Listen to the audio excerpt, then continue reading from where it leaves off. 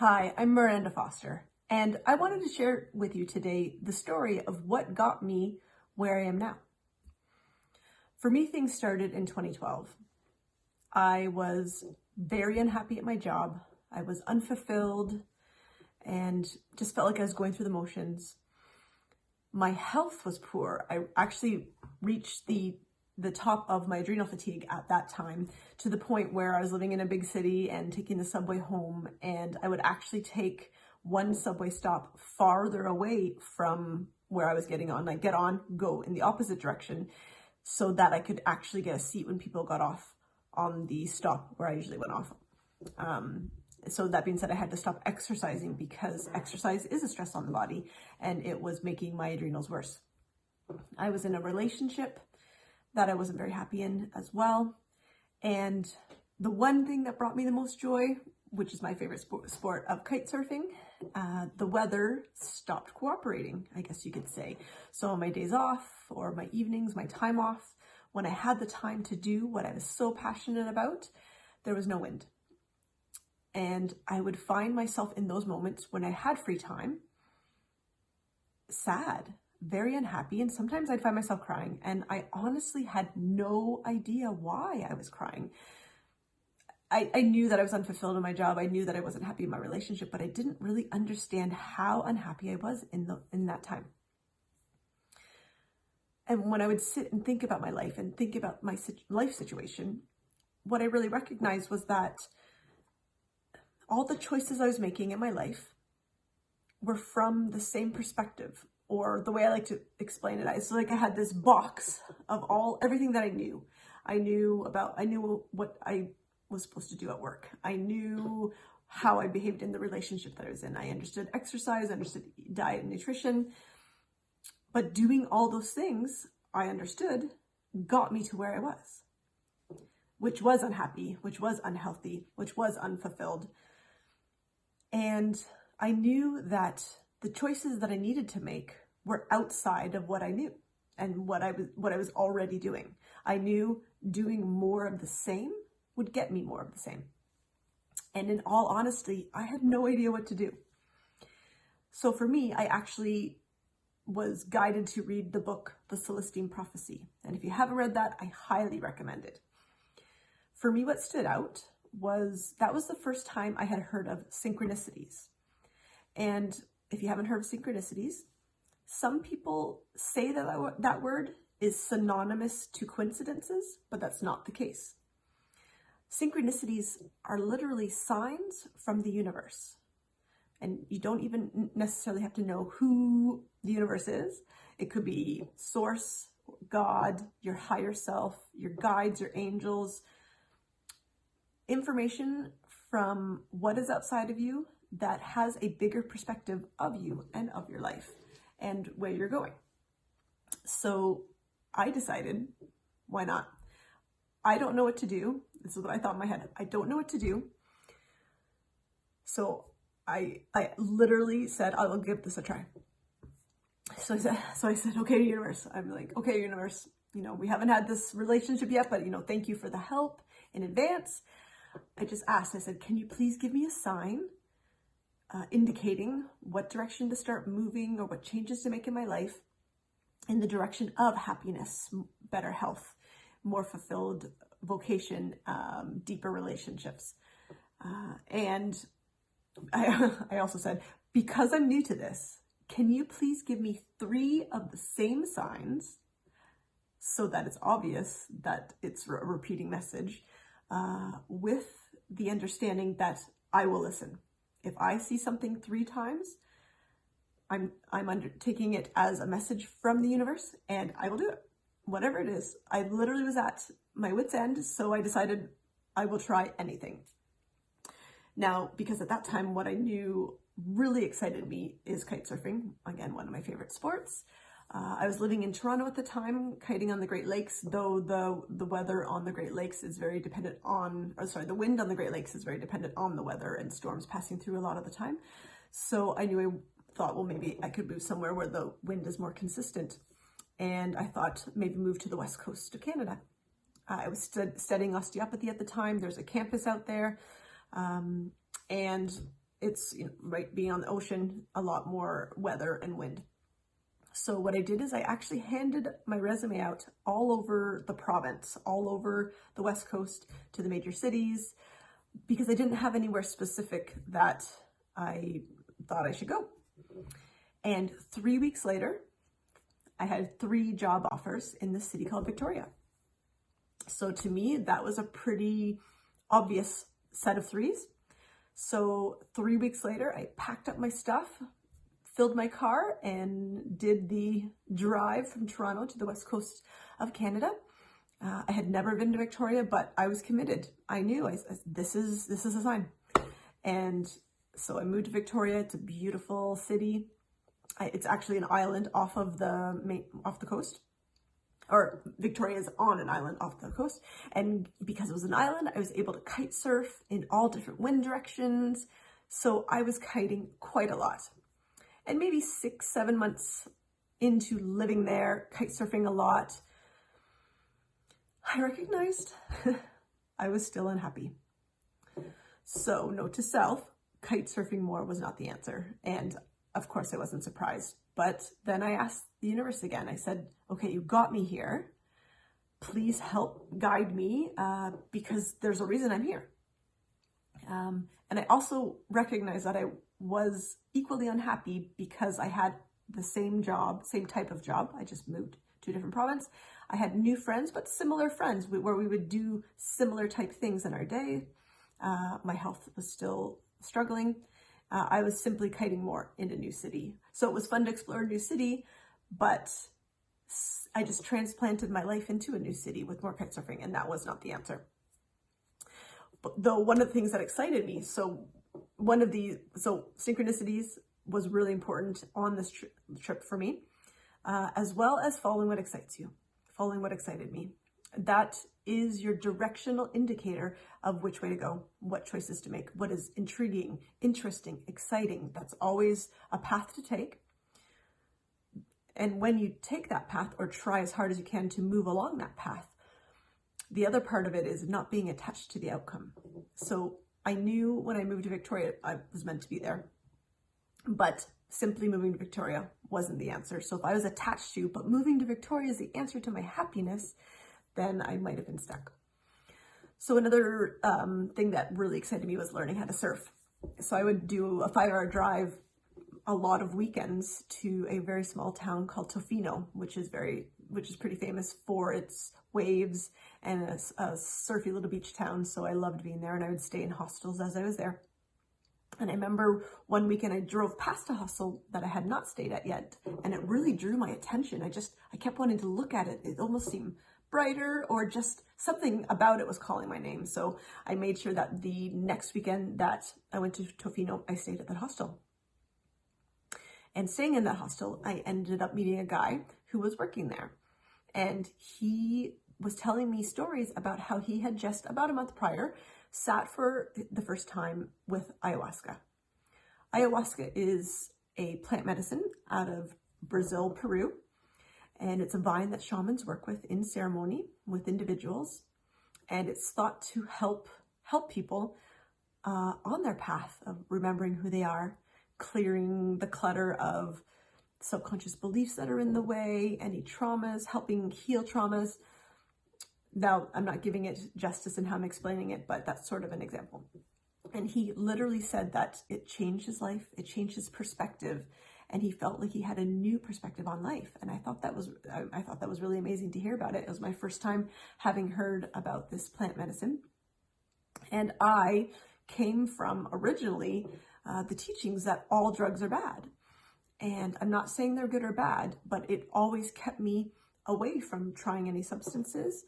I also used to competitively figure skate, and there was drug testing involved, so I absolutely stayed away. But hearing this gentleman speak about his beautiful experience, how it expanded his mind, he felt like his heart was more open, and he was excited for his journey, piqued my interest. We ended up dating, though he did tell me a few months later he would be leaving the country. He was only here on a holiday visa. And he was going to Peru because he wanted to sit with shaman in the Amazon to work with this plant medicine more. And I thought that was really fascinating, and I really respected that thought. And over the couple of months, I sort of started wondering if that was what might help me on my path, because I didn't know what would help me on my path. So again, I asked the universe, I said, can you please give me the signs? So in that time, I felt called to begin rereading the Celestian Prophecy. And I believe the author is James Redfield, if you want to look that up. And of course, or not of course, it is part of the book is an adventure in Peru. So that sort of piqued my interest, that I was like, I felt called to reread the book, and it was talking about Peru. I was studying manual osteopathy at the time, and maybe a month before this gentleman was leaving the country, my school is paired up with Osteopaths Without Borders, and a month before he was leaving, someone had dropped out of a volunteer position that was in Peru 2 weeks after he was going to be there. And I applied for it, and I got the position, and I thought, whoa, okay. I meant to go to Peru for sure, because you used to have to sign up at least a year in advance for these volunteer positions. So I sort of threw it out there to the universe. I said, okay, am I meant to simply go for these 2 weeks and help some people? I didn't really feel any different. I didn't really get any intuition of that question. I thought, okay, well, what if I go for the summer, take 2 months off, do 2 weeks of volunteering and do some traveling with this friend? Didn't feel right either. And then I just asked, okay, what if I meant to quit my job and go backpacking with him? And my body just felt so excited. I knew that was the answer. And I was like, okay, that's what I'm doing. And then of course, as soon as I committed to myself, my ego mind started saying, oh no, what about this? What about that? But I knew it was the right answer. So I packed my stuff up, drove back to Toronto to leave my things in storage with my family, and went traveling with him. I started with the volunteering, and then we went to a place where the Amazon and the rainforest, the mountains and the rainforest meet. And I sat in ceremony with a shaman, and we drank ayahuasca 3 times that week. It really was profound for me. It really was profound for me. It also opened up my clairvoyance following that. Following those times, I was able to, if I was curious about how a friend was doing, I could ask that question, and then I get a scene in my mind about how they're doing. It also showed me, how do I say it? Showed me how I was holding myself back. It showed me my fears. It showed me that they weren't real.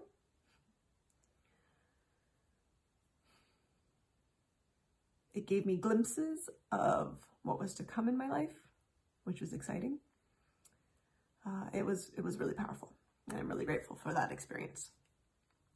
We continued backpacking through Peru and Bolivia and Mexico. And in Mexico, sat in sweat lodges, sat in shamanic drumming ceremonies. I did a 10-day silent meditation retreat and learned Reiki, where you must Reiki yourself for a period of time following each course. And then the signs led us and just kept pointing to this small town in Guatemala on Lake Atitlan. I knew we had to go, so we did. So I had planned to be away for 6 months. It was the last 2 weeks before I was meant to go back to Toronto to study another 6 months of my osteopathic program. So in these 2 weeks, I found the Cacao Shaman, and I was so excited about sitting in ceremony with cacao, which is simply made from the beans that make chocolate, and learn what this Cacao Shaman was all about. It felt so right. For me, interestingly enough, that very first ceremony, tears streamed out of my eyes what felt like for hours, and I had no idea why. At the end of the ceremony, the shaman looked at me and said, "You look a lot brighter now." And I said, "Thank you." And he asked me if I knew why tears were coming out of my eyes the entire ceremony, and I didn't. And he told me that I am an empath, and I was processing other people's emotions for them in that ceremony by releasing them through tears. And that just blew my mind because I didn't know what was going on. And he said that he could help me understand what that meant, how to work with it, if I came back for more ceremonies. So needless to say, I went home, studied for another 6 months, and jumped right back on the plane as soon as I was finished, back to Guatemala. And my partner and I were fortunate enough to find a house sitting for 5 months in the same town. It was beautiful. I will talk to you about the power of manifestation. He and I drew this picture of us wanting to be on the lake, us wanting to work with the land. He was really into permaculture and how food is healthy, and we wanted animals around us, and I wanted to be able to do what I do with the treatments. And this home that we found, it was right on the lake, and on the other side of the lake were the volcanoes with little, sometimes even releasing smoke. It was beautiful. We were able to look after 2 dogs and a cat that lived in the house. He ran their herbal medicine business and also tended the large gardens that we had. And I also had a treatment room. So originally I'm a physiotherapist, and I was able to do physiotherapy combined with the osteopathic treatments that I found, just for travelers who were going through if they needed help. And I was able to volunteer 3 times a week with the Cacao Shaman, sitting in ceremony and doing all of my own inner work and understanding my energetics. And I was introduced to quantum theory, quantum physics, and I dove into different books that really excited me and started practicing more the energetic healing related to the Reiki that I was learning and understanding how I move energy as an empath. After those 6 months were up, I came back to Toronto, finished my osteopathic program for another 6 months, and then met my partner in Portugal. He had a best friend who was building a musical guest house and retreat center, and so we were fortunate enough to be there to help him working on that. And I would spend several hours every day meditating on the side of a mountain, just getting to know myself. What was beautiful about that is that, of course, you see the thoughts that come in, and then you see them leave. And I started to understand these thoughts are not mine. These fears that I'm having are not mine. There's something that I'm experiencing. What also was really powerful about sitting there for hours at a time, because I didn't necessarily want to sit there that long. Let me be clear. It wasn't pure Zen the entire time. In this time, I noticed where my mind would go to look for something to bring me happiness in that moment. Whether it be, oh, I should call my mom, or, oh, I miss my friends, I really should call them and see how they're doing. Sort of distracting those moments where I was in discomfort. So calling people was a distraction. Of course, kite surfing was a distraction. I was close to the ocean and it just called to me so much, but I knew I needed time to get to know me. Food was a distraction. I would all of a sudden get starving and think, why did that just come on? And it would be a distraction, something I'd have to look for. So I did have some very basic food, maybe some nuts and seeds with me so I could eat, but that didn't ever change that feeling. So understanding that food was something that I was using to just distract myself, which is common. So it was such a beautiful journey. And after the few months that we had in Portugal, I knew that I was not meant to stay there because it was not bringing me the joy that I felt. And my partner and I decided we were happy to move on, and we didn't know where we wanted to go. So we asked the universe for guidance, and we literally, this may sound funny, but we literally put the countries on a piece of paper that we wanted to go to, balled them up, put them in a hat, and just asked, okay, where are we meant to go? And we pulled out Canada. So I was coming back home. That was really exciting for me. I knew I wanted to be on the west coast of Canada again. So we moved to a place about 45 minutes north of Vancouver, a very common spot for kite surfing, and I was able to do some more kite surfing. And Yeah, spent a year there living in a trailer on a biodynamic farm because my partner wanted to learn biodynamic farming. And I just continued to dive into the inner work that I'd learned how to do, the shadow work that I'd learned how to do, working daily dieting with cacao, ceremonial cacao from Guatemala. And eventually the signs were telling me that I had to move back to Toronto. Now, my partner at the time, he wanted to go back to Portugal. So we consciously decided to separate so he could go back to where he felt most invigorated and most lit up, which was in Portugal. And I moved back to Toronto. Now, I will be honest. I love BC, so there's parts of me that kept asking the universe, saying, universe, for real. Toronto's a great city, but I'm an outdoorsy person and I love the outdoors. But you've got me back here in Toronto. So I remember when I was going to my first job interview in Toronto, I asked for a sign. I asked, can you please confirm that I'm meant to be here, that this is the right place, this is the right choice. Literally, and I'll see if I can put it in this video, there was literally a sign hanging from the wall across the street from the clinic I was interviewing in. And the only thing the sign said was, this is the place. So I was like, okay, thank you for that. Things didn't really align with that clinic. So then I did ask for a secondary confirmation. I said to the universe, okay, I'm assuming you're not meaning this one clinic is the place, but please confirm that you mean I'm meant to be here in Toronto, that this is the place. And I had spent time in a park and took a different streetcar home.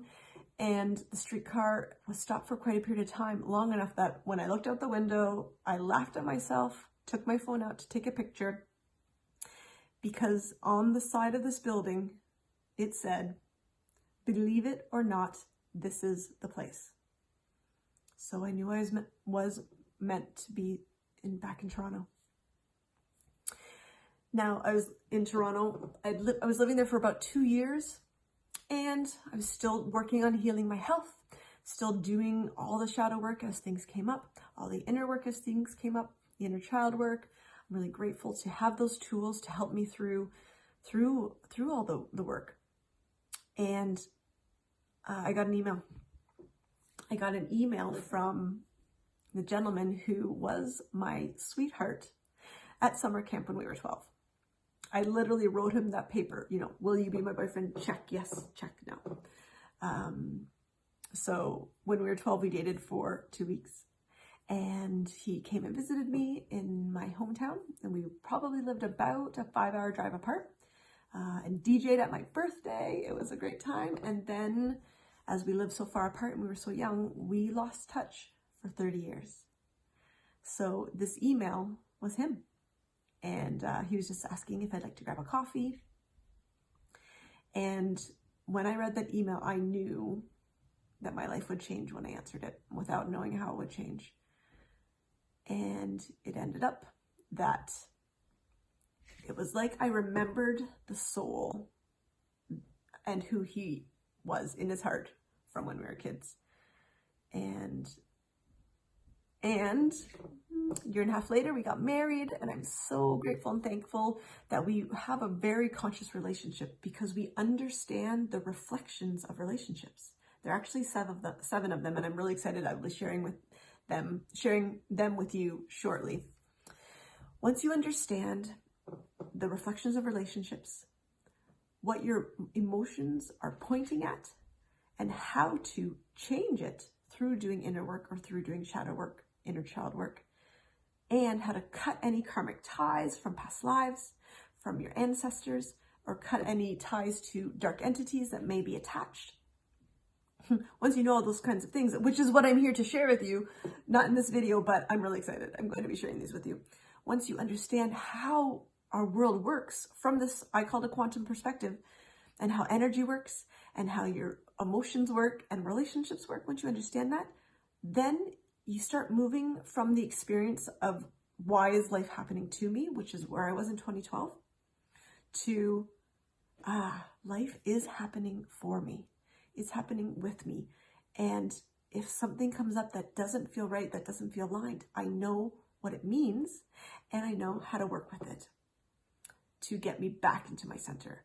The biggest teaching that I learned over all of these travels and learning from sitting with all of these amazing teachers is that when you are aligned within, following your heart, listening to your intuition, which are simply guiding you on your truest path, your soul path, guiding you towards your soul purpose, then life flows. Things manifest easily and effortlessly. And it's just, life is beautiful. And I'm really grateful to say this is where my life is at this point in time. And I'm so excited to be able to share it with you here on this platform. So stay with me. If you're interested in learning more, please subscribe, please like this, and hit the bell so that you get notifications when I come out with these videos, because this is what I'm here for. This is my hell yes, this is my excitement. It has absolutely changed my life, and I'm really, really excited to help you change your own life.